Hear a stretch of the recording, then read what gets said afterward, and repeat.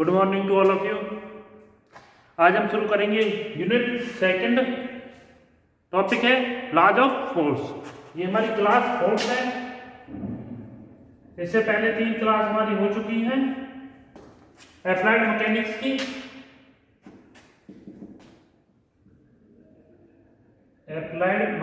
की। हमारी ये 4th क्लास है।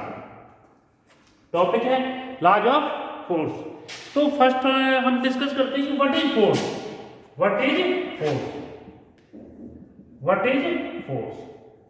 फोर्स क्या है? देखिए, किसी भी पुल या पुश को फोर्स बोलते हैं।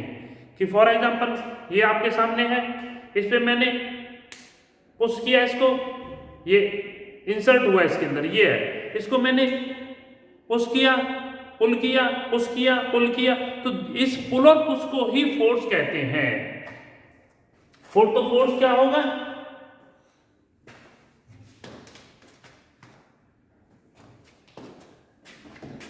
तो फर्स्ट हम डिस्कस करेंगे व्हाट इज फोर्स। फोर्स क्या है? एनी पुल और push,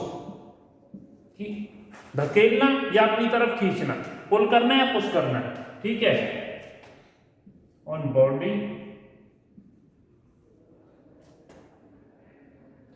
which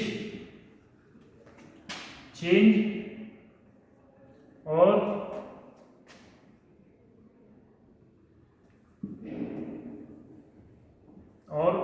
tends to change state of body, that is rest to motion और मोशन टू रेस्ट। कि जो बॉडी की स्टेट को चेंज करे, किससे? Rest to motion, R2M means rest to motion and M2R means motion to rest. For example, आप cycle चला रहे हो, पेडल से फोर्स लगाते हो, तो वो क्या है? रेस्ट टू मोशन में आ रही हो। लेकिन जब आपको साइकिल को रोकना है तो आप क्या करते हो? ब्रेक दबाते हो। तो ब्रेक दबाने का मतलब क्या है? कि उसको मोशन टू रेस्ट ला रहे हो। दोनों केसेस में आपने क्या किया? फोर्स अप्लाई किया। तो पुल और पुश ही क्या कहलाता है? किसी भी बॉडी पे पुल और पुश जो बॉडी की स्टेट को चेंज करे, क्या कहलाता है? फोर्स कहलाता है। क्लियर है? तो फोर्स की कुछ करैक्टरिस्टिक्स हैं, उनको हम स्टडी करेंगे कि what is the characteristics of force. तो नेक्स्ट टॉपिक हमारा है करैक्टरिस्टिक्स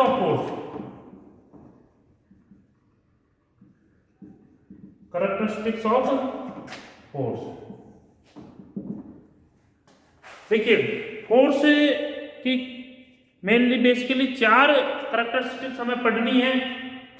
फर्स्ट है मैग्नीट्यूड।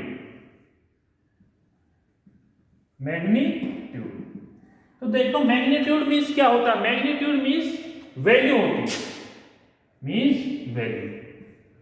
फॉर एग्जाम्पल 10 रुपए का नोट है तो उसकी वैल्यू क्या है? 10 रुपीज। 100 का है तो वैल्यू क्या है? 100। तो जो 10, 100, 500, 200, 20 दीज नोन एज वैल्यू। तो इसी चीज को क्या बोलते हैं? मैग्नीट्यूड। तो मैग्नीट्यूड क्या होता है? Quantity of force. Magnitude means quantity of force is known as magnitude. तो क्वांटिटी ऑफ फोर्स को क्या बोलते हैं? मैग्नीट्यूड बोलते हैं। जैसे कि 10 Newton, 20 Newton, 50 Newton, 10,000 Newton, 2 Newton, 5 Newton. तो ये क्या है? 10, 20, 50, 5 to 5, ये क्या है? All these are magnitude of force. देखो, फोर्स क्या है? एक वेक्टर क्वांटिटी है। एक चीज समझो, फोर्स क्या है? एक वेक्टर क्वांटिटी है। फोर्स क्या है? वेक्टर क्वांटिटी है। क्या है? वेक्टर। अब वेक्टर क्वांटिटी है तो इसका मतलब मैग्नीट्यूड होगा प्लस में डायरेक्शन होगा। क्लियर है? मैग्नीट्यूड आपने पढ़ लिया। तो फोर्स की सेकंड कैरेक्टरिस्टिक्स क्या बनेगी? डायरेक्शन। ये कैरेक्टरिस्टिक्स ऑफ फोर्स की सेकंड कैरेक्टरिस्टिक्स है। फर्स्ट क्या थी? मैग्नीट्यूड। क्लियर है? Second direction. तो डायरेक्शन क्या होता है? डायरेक्शन होता है कि फोर्स किस डायरेक्शन में लगाया जा रहा है, हॉरिजॉन्टल है, वर्टिकल है, इंक्लाइंड है। फॉर एग्जांपल ये आपकी बॉडी है, तो डायरेक्शन में the line of action of force, action of force along which force apply। Clear है? देखो ये हमारी बॉडी है ए, इस पे इधर हमने फोर्स लगाया एफ, तो फोर्स की डायरेक्शन क्या हो गई? ये वाली। ये हमारी बॉडी है, इस पे हमने फोर्स इधर लगाया, तो फोर्स की डायरेक्शन क्या हो जाएगी? ये। क्लियर है? ये हमारी बॉडी है, इस पे हमने फोर्स इस डायरेक्शन में लगा दिया, ये फोर्स की डायरेक्शन होगी। क्लियर है? हमेशा फोर्स को अगर लिखा स्टैंडर्ड फॉर्म में लिखेंगे तो इस तरह लिखते हैं, ये जो साइन है ये किसका साइन होता है? वेक्टर। ये चीज क्या शो करती है? वेक्टर। तो फोर्स क्या है? एक वेक्टर क्वांटिटी है। क्लियर है? ये थीटा बनाएगा। फॉर एग्जांपल आप के फ्लोर पे कोई चीज पड़ी है, उसको आप पकड़ के खींचते हो, तो कई बार इस एंगल में पकड़ के खींचते हैं किसी रोप या रस्सी के साथ। अगर आपने रस्सी बांधी है तो इस तरह से आप उसको खींचोगे, तो ये इंक्लाइंड है। ठीक है? किसी बॉडी को अगर हम इस तरह से धकेलें तो ये आपका ये वाला है। किसी बॉडी को नीचे से ऊपर की तरफ उठाएं या ऊपर से नीचे की तरफ खींचें तो ये आपका ये वाला फोर्स बनता है। तो ये हो गया direction, line of action of force. क्या देगी आपको? डायरेक्शन देगी। ये दो कैरेक्टरिस्टिक्स हमने फोर्स की पढ़ी है। थर्ड कैरेक्टरिस्टिक्स हम फोर्स की पढ़ेंगे। ये दो हो चुकी हैं। थर्ड कैरेक्टरिस्टिक्स है हमारे पास नेचर ऑफ फोर्स। थर्ड है nature of force. Nature of force. देखो नेचर ऑफ फोर्स क्या होगा, और इसको सेंस भी बोल देते हैं। नेचर ऑफ फोर्स मैंने जब अभी स्टार्ट किया था टॉपिक, तो फर्स्ट डेफिनेशन क्या बताई कि फोर्स क्या होता है? पुल और पुश। पुल और पुश। तो नेचर क्या बताएगा कि फोर्स पुश टाइप है या आपका फोर्स पुल टाइप है। क्लियर है? पुल और पुश। तो nature of force means pull type है या पुश टाइप है। मीन आप उसको खींच रहे हो अपनी तरफ या अपने से दूर धकेल रहे हो। पुल और पुश मीन्स क्या होता है? खींचना और दूर धकेलना। तो ये नेचर ऑफ फोर्स क्या बताएगा कि पुल टाइप है या पुश टाइप है। क्लियर है? फोर्थ इसकी कैरेक्टरिस्टिक्स है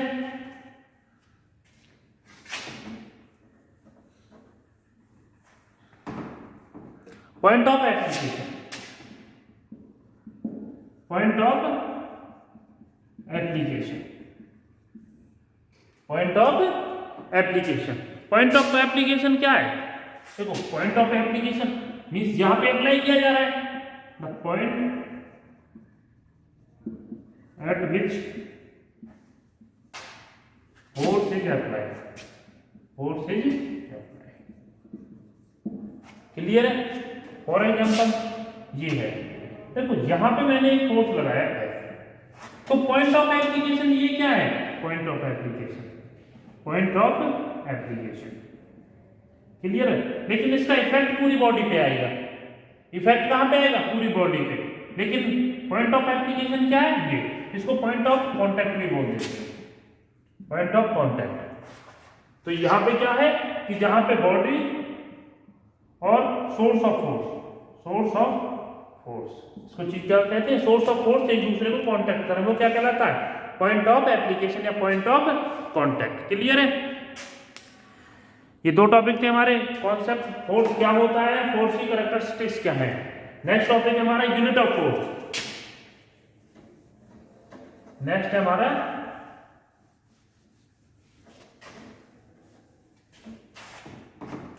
unit of force. Unit of force. तो यूनिट ऑफ फोर्स क्या होती है? देखो यूनिट जब भी आपको निकालनी है तो उसका फॉर्मूला निकालिए। तो फोर्स का फॉर्मूला क्या होता है? फोर्स बराबर होता है mass into acceleration.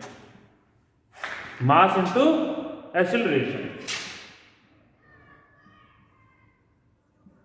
Mass into acceleration. Force बराबर होता है m इंटू ए, m इंटू ए। क्लियर है? तो m means mass, a mean acceleration. तो इसकी यूनिट क्या बनेगी? तो वेक्टर क्वांटिटी है, ये मैं आपको पहले ही बता चुका हूं। तो इसकी यूनिट होती है न्यूटन। फोर्स की यूनिट क्या होती है? न्यूटन। डायमेंशन फॉर्मूला आपसे कई बार पूछा जाता है, डायमेंशनल फॉर्मूला। क्लियर है? तो डायमेंशनल फॉर्मूला देखो, मास का m, क्लियर। एक्सेलरेशन क्या होता है? Velocity into time. तो velocity upon time, t minus 2, L T minus 2। तो फोर्स का डायमेंशन फॉर्मूला क्या बना है? M L T minus 2, M L T minus 2। Clear है? इसकी फोर्स की दो यूनिट होती है, एक होती है एब्सोल्यूट यूनिट, एक होती है ग्रेविटेशनल।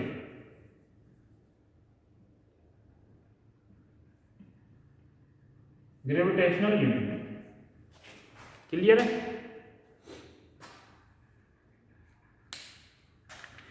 एब्सोल्यूट यूनिट वही SI CGS आपकी क्या कहलाती है? एब्सोल्यूट यूनिट कहलाती है, मींस स्टैंडर्ड यूनिट कहलाती है। ठीक है?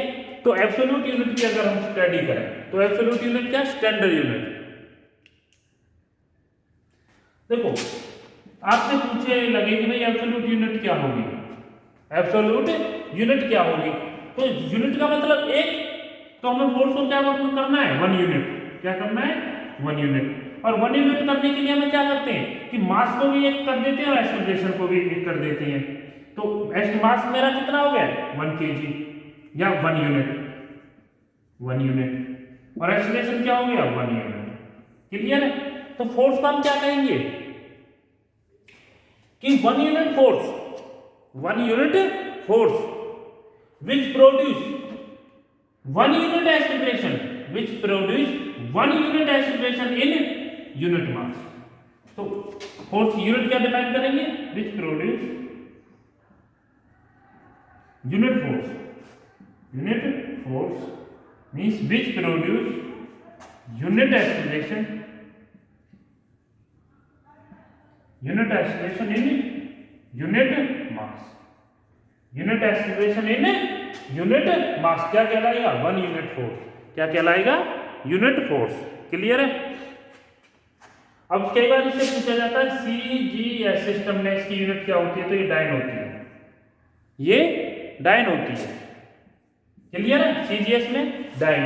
MKS में मैंने अभी बताया था, MKS में क्या होती है? न्यूटन। सिंबल होता है कैपिटल N। सिंबल क्या होता है? Capital N। तो देखो 1 डायन अगर आपसे पूछे 1 डायन किसके बराबर होगा?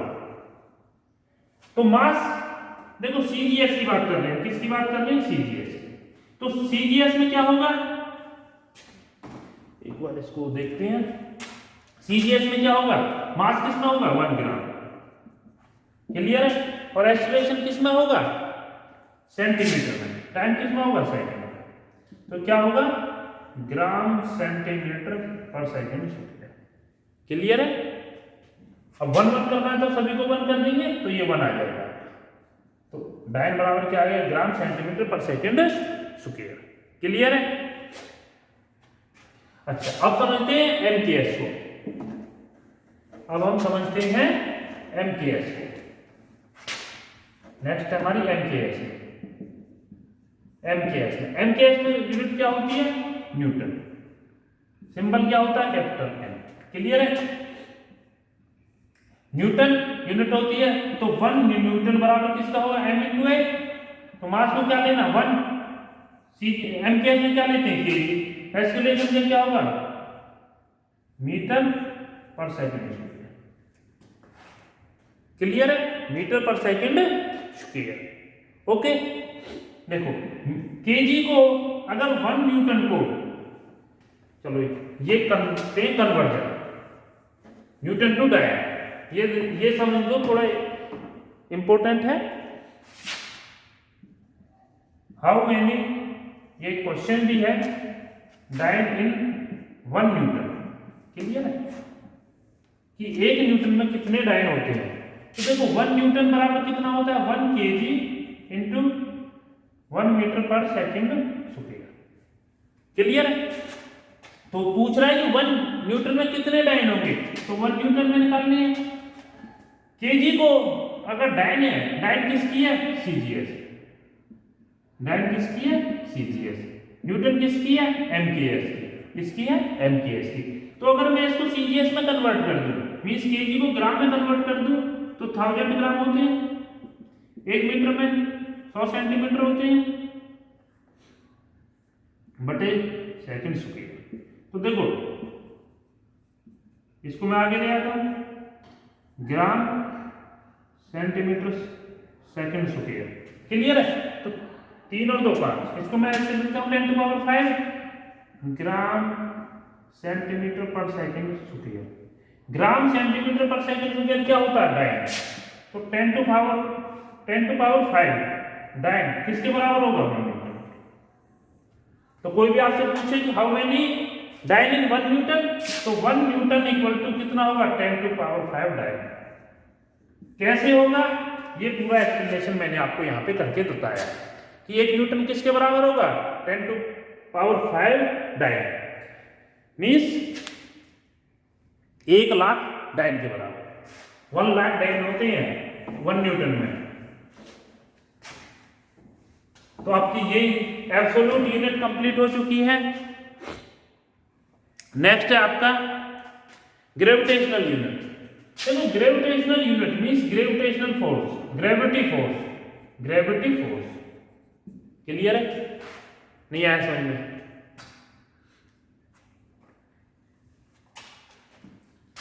देखो इसमें हमने डेफिनेशन में क्या बताया था, फोर्स बराबर m into A.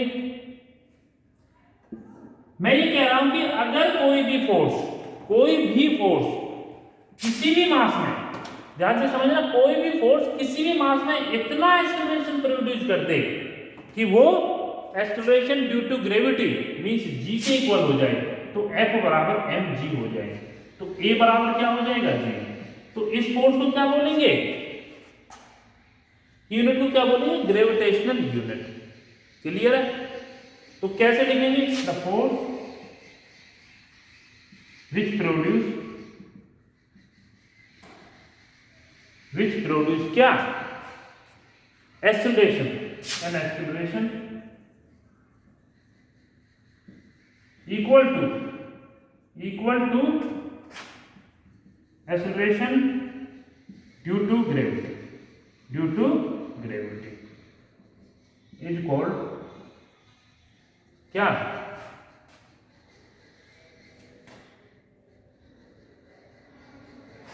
Due to gravity in mass of 1 metre. Unit mass में जो कितना प्रोड्यूस करते हैं एक्सेलरेशन, g के बराबर, तो इक्वल टू g आ जाए तो इस कंडीशन को क्या बोलते हैं, ग्रेविटेशनल यूनिट। क्लियर है। एक चीज नोट कर लेना, 1 ग्राम क्या वेट बराबर होता है 981 डायन, 981 डायन के बराबर होता है। एंड 1 किलोग्राम फोर्स बराबर होता है 9.81। तो ये हमारी 2 एब्सोल्यूट एंड ग्रेविटेशनल यूनिट थी, किसकी, फोर्स की। तो फोर्स की एब्सोल्यूट यूनिट हमने एक्सप्लेन कर दी है, ग्रेविटेशनल यूनिट हमने एक्सप्लेन कर दी है। नेक्स्ट है effect of force. Effect of force,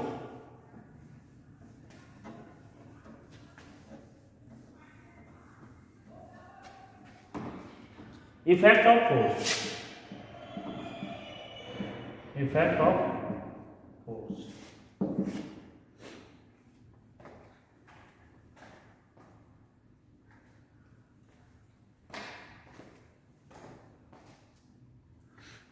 effect of force क्या होती है, देखो किसी भी बॉडी पे,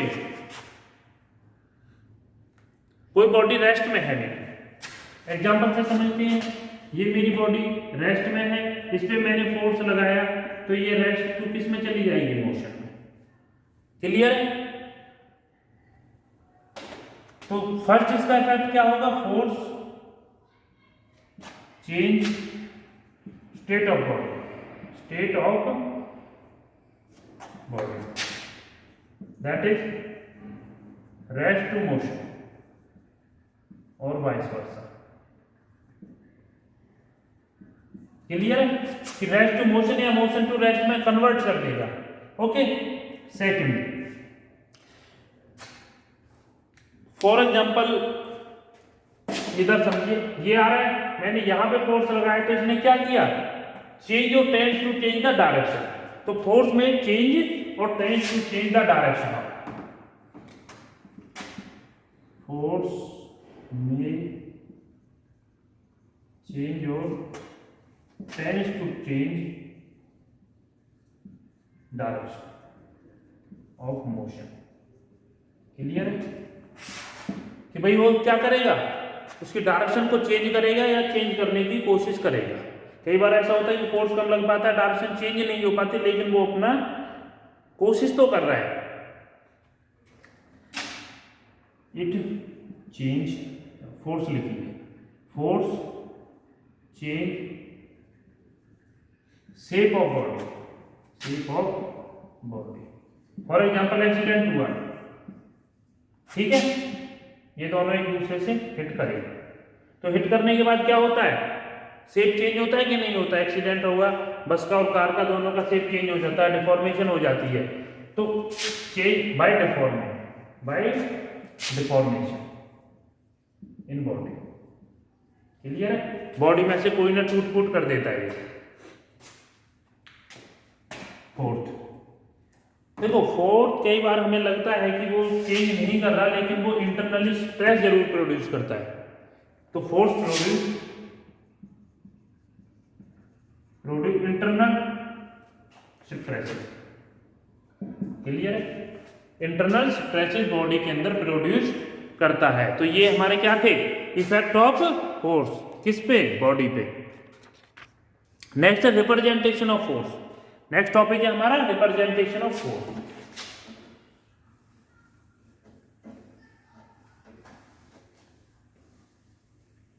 रिप्रेजेंटेशन ऑफ फोर्स,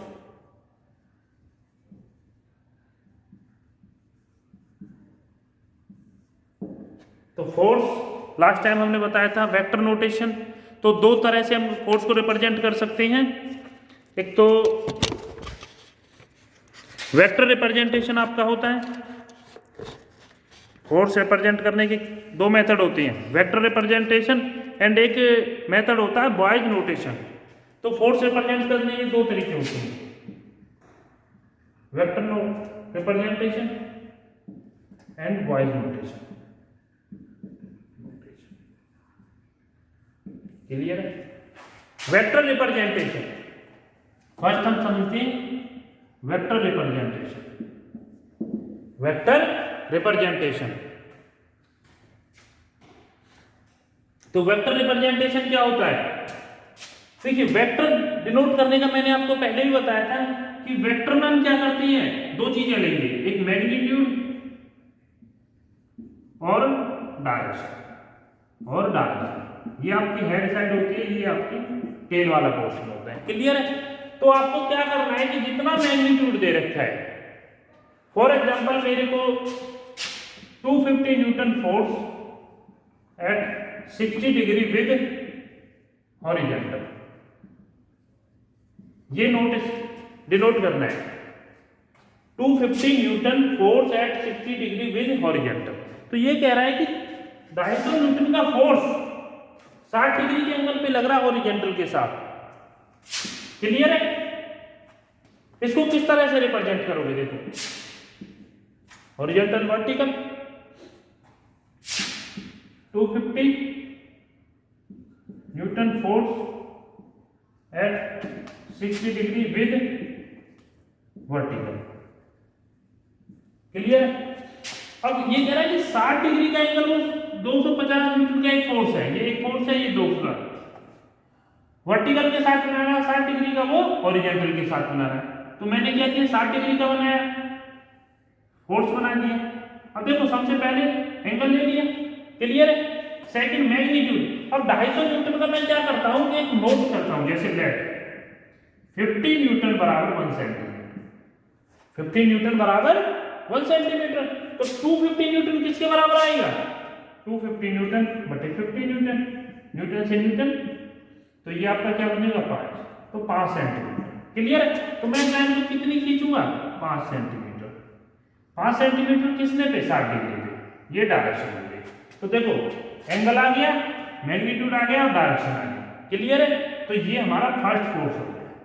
सेकंड है, मान लो वर्टिकल के साथ, तो ये आपका फोर्स है, यहां से 60 डिग्री एंगल बनाओगे, वही 250 है, तो ये भी आपका 5 सेंटीमीटर रहेगा और ये इधर से एंगल बनाएगा। ये एंटी क्लॉकवाइज है, ये क्लॉकवाइज है। क्लियर है? ये सेकंड फोर्स आपका हो गया। तो इस तरह से हम वेक्टर रिप्रेजेंट करते हैं।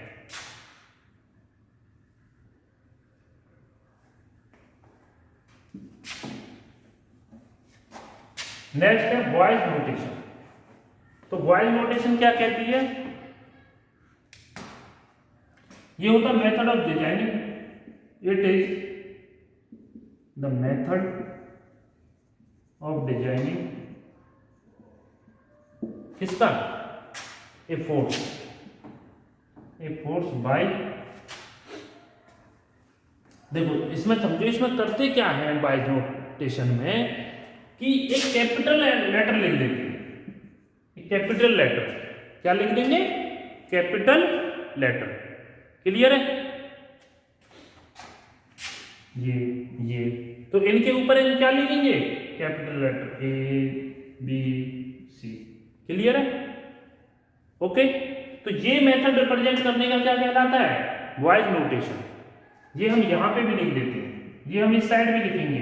एक चीज ध्यान रखना है लेकिन आपको, कि अगर मैं क्लॉकवाइज और एंटी क्लॉकवाइज का ध्यान रखना है कि फॉर एग्जांपल ये एक मेरे 3 फोर्सेस है। क्लियर है? इसके मैं यहां पे लिख रहा हूं, तो इसके भी यहां पे लिखूंगा, इसके भी यहां पे। क्लॉकवाइज लिख रहा हूं तो क्लॉकवाइज लिखूंगा और एंटी क्लॉकवाइज लिख रहा हूं तो एंटी क्लॉकवाइज ही लिखूंगा। क्लियर है? तो इस चीज को बोलते हैं by writing a capital letter. ये आपको ध्यान में रखना, कैपिटल में लिखना है, capital letter on either side of force line of. Clear है? तो ये क्या कहलाता है आपका? Bow's notation. ठीक है? नेक्स्ट क्लास में हम करेंगे classification of force. Next class का टॉपिक जो हमारा रहेगा classification of force. Next topic है क्लासिफिकेशन ऑफ फोर्स, जो हम नेक्स्ट क्लास में करने वाले हैं। आज के लिए इतना हम करेंगे। ये सभी स्टूडेंट को अच्छे से अपनी नोटबुक में नोट करना है। और नेक्स्ट टॉपिक है हमारा classification of force. Classification of force, ये हमारा नेक्स्ट क्लास का टॉपिक, ये हम नेक्स्ट क्लास में देखेंगे। तो आज के लिए जितने भी टॉपिक हमने कराए हैं इन सभी को देखना है, समझना है और अपनी नोटबुक में नोट करना है। Thank you.